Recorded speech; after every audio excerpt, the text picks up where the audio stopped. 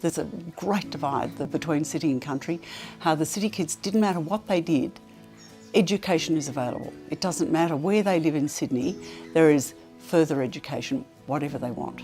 In the bush, that education isn't there. So for somebody to further their education, they have to leave. So often that hurdle to go the next step is really hard. Tim Fisher used to talk, and Tim Fisher was our early patron, talked about small towns looking at themselves and saying that we're going to make a go of this. It's a great Australian tradition and it's very powerful. And the Country Education Foundation came out of the community need. It was a small community of 1,300 people in Boorowa. It was in the early 90s and there was a sense in the community at the time that we were being left behind. And the youth at the time was probably the prime focus. And there was a town meeting, I think there were about 6 people there. I said a few words and as happens in these things, I was elected the chairman and we went on from there. And so Boorowa started the Education Foundation in the early 90s and from that grew the idea that other towns would benefit from the same opportunities. Julia, with Kate Walker from Yass, used to hit the road and she'd drive around the state and they'd find like-minded people. We used our contacts around the state and we would go and visit them and say, look, this is what we're doing. You know, how about starting it up in your town? Sometimes we were successful.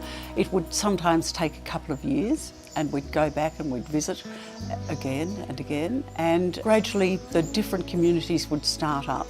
But really from that's how CEF has grown.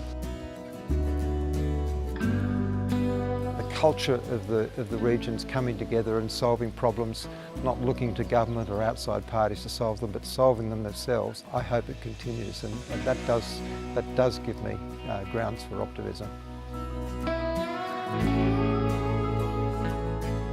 We've been lucky enough to help some people who hadn't ever seen anybody leave their family to go to work. They were sort of going to be third generation on benefits. So the fact that they have gone and either done a trade or to university is just fantastic.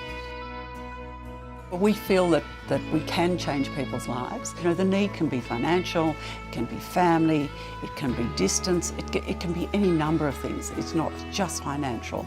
And the fact that we can help them take that next step is important. I am most proud of, I look at our head office, I look at the people that work there, I look at all the volunteers in every community and think, wow, they are extraordinary, because they've made it happen.